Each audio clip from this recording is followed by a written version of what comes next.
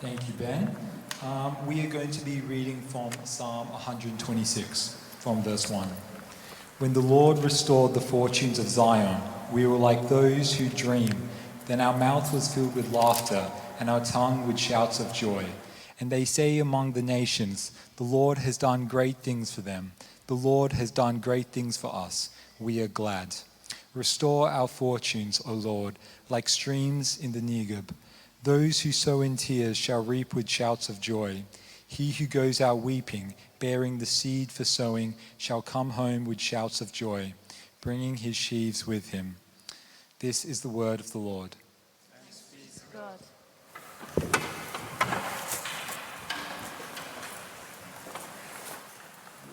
Hello. I'm Zoe, and it is a joy to be here with you all this evening. I don't know what you think of when you hear the word joy. For me, I've been on a real journey with the word. When I was a teenager, I was going through a really difficult period in my life. And God taught me what it looked like to have joy in the midst of your pain. Joy is not happiness. Joy is a response, and it is to be cultivated. And I went on a journey with this word, feeling like a bad Christian for not feeling happy all the time, and learning what it actually meant. And it has become my favorite word, so much so that I even got it tattooed on my arm, as a testament to what God has done in my life. And we're going to unpack that joy together a little bit in Psalm 126. So the story begins in this active ascension of the Israelites. That is what the Bible refers to as God's people, going up the hill to the holy city. In this series of songs of ascent, we're looking at the songs that they would sing as they were going up the hill, Mount Zion, together to Jerusalem, which is where the temple was. So, when the Lord restored the fortunes of Zion, we were like those who dream. Then our mouth was filled with laughter, and our tongue with shouts of joy. And then they said among the nations, the Lord has done great things for them.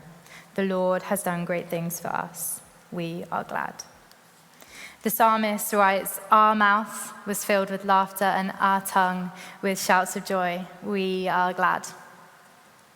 Our mouth and our tongue, it points towards that we are one body, and that is the church. We are God's people. We're going up Mount Zion together to worship God together. It's communal praise. It's a shared celebration of the work of God and captivity coming to an end. It's celebrating present circumstances with gratitude. I don't know how many of you remember watching the Chile mining accident in 2010. Which resulted in 33 men being stuck about 700 meters underground for over 2 months. I was only 9 at the time, but I remember watching the story on the news. One of the miners, Jose Henriquez, said, when we felt we had lost everything, I was able to say to them, we haven't lost prayer.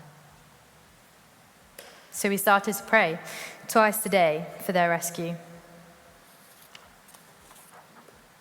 They were stuck underground for a total of 69 days, and 22 of those 33 people gave their lives to Jesus. The wives of those miners started to say things like, my husband is changing.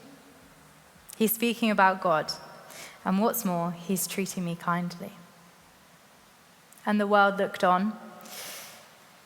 The world looked on as it was all over the news.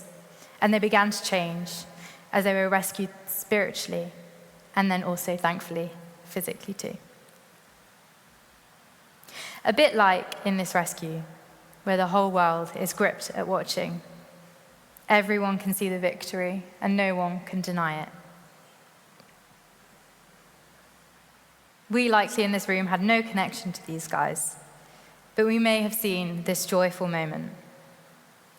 Our joy is visible to the world. It's a visible declaration of what he has done.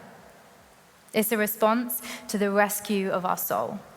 And we are glad because he's done great things for us. In Matthew 5, Jesus says to his followers, "You are the light of the world. A city set on a hill cannot be hidden. Nor do people light a lamp and put it under a basket, but on a stand, and it gives light to all the house. In the same way, let your light shine before others so that they may see your good works and give glory to the Father who is in heaven." Our faith and our joy is visible for all to see. Our conversations and our bodily expressions point towards the one who created us. So what is real joy? Joy is a declaration as a response to what he has done. It's a response to being rescued. It's not an emotion, but it's our constant proclamation of gladness in the Lord. I don't know if you noticed, but this song mentioned shouts of joy 3 times. This is poetry. It's making a point. The author of the psalm really wants to reinforce this shouting for joy. So the Israelites, the people of God, they're looking back. They're looking back on the things that God has done for them. And then you can see in the second half of the psalm, it's all about looking forwards. We can rejoice and we can be glad. But there is still work to be done. So let's read that second half again. "Restore our fortunes, O Lord, like streams in the Negeb," which is the desert. "Those who sow in tears shall reap with shouts of joy. He who goes out weeping, bearing the seed for sowing, shall come home with shouts of joy, bringing his sheaves with him." So there's a lot of language here around restoration and growth. We've got streams in the desert. We've got tears being seeds for sowing. So if tears are seeds, then our tears are not wasted. There's a well-known prayer in Psalm 61, "Hear my cry, O God." He hears our cry out to him. There is so much flourishing that happens when we direct our sorrow and our prayers and our intercession and our longings to God. So the picture here is that tears are being sown as seeds, and the harvest to be reaped is joy. Meaning there is a correlation between the two. If you lean on Jesus and you trust in him with your suffering, then there is a promise of future joy. You don't go out into the garden in the summer and expect to find all your carrots, your potatoes, all your vegetables and fruit to fill the pantry without putting in the work in the earlier months of the year. Reaping in joy requires sowing in tears. It's the connection that they go together. If you don't sow, you don't grow. And there's quite a missional encouragement to this as well. There is faith for the harvest to come, and there are prayers that have to go before. It's actively going out with a tender heart and not suppressing our natural physical expression of human emotion, but to allowing God to work in and through it all. Being vulnerable is tough. It's tough even with the people we love the most and trust the most, and sometimes even with our Creator. Perhaps that is the invitation we see here, though. That by giving your raw emotion and prayer and pain over to Jesus means that he can transform it into joy. The Israelites, the people of God, they weren't shy about sharing their vulnerability with God. In fact, they even put it in this song. But God doesn't just care about our shouts of joy. He's also present with us in our sorrow.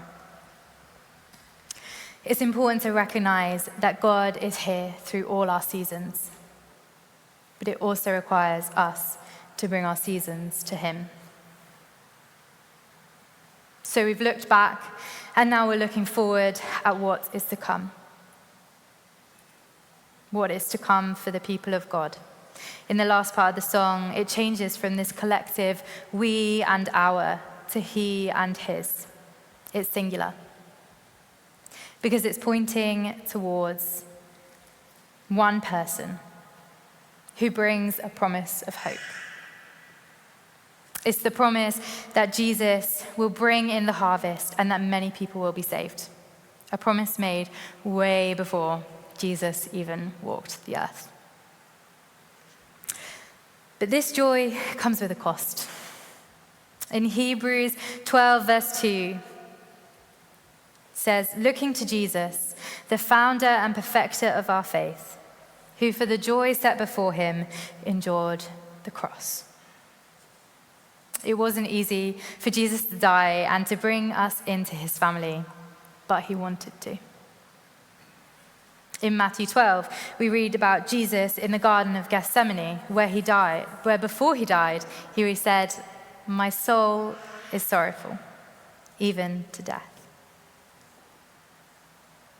And he goes on to pray, if it be possible, let this cup pass from me. Nevertheless, not as I will, but as you will. He suffered because he wanted to bring us into relationship with him, so that we can share in his victory. Isaiah 53 verse 5 says, he was pierced for our transgressions, and he was crushed from our iniquities. Upon him was the chastisement or punishment that brought us into peace, and by his wounds we are healed. Jesus wanted to be in relationship with us, so much that he suffered immensely, so that you and I can share in that victory over darkness through relationship with him. He wanted us to share in his fortune, his inheritance, and be transformed by the Holy Spirit, like we read about in this psalm, like streams in the desert. If you want that freedom that Jesus has promised us, we need to partner with him. Psalm 126 is a declaration that we have been saved, and that is paired with an invitation for us to share the good news so that others might meet Jesus too. He brings us all back into relationship with the Father and promises us this joy if we give him our pain. So, joy is a response to being rescued by God. We are rescued not only in this life, but in the next one, there will be no more death or mourning or crying or pain. Joy is to be cultivated by growing and sowing in tears. So what now? What do we do next? Well, if you're already trusting Jesus for your joy and salvation, we have an invitation to partake in the harvest and delight in Jesus' victory. That is salvation. And if you're not yet in that camp, don't worry. There's an invitation also for you to meet with him. You might hear this and think, I've got the tears bit, but not the joy bit.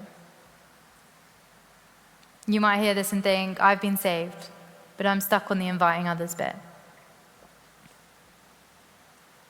Well, I want to say you can give it all to him tonight. Jesus is real. He loves you. He died for you. And he wants to save you from everything that separates you from him. And he wants to partner with you. Growing a life together is one of the best decisions you'll ever make.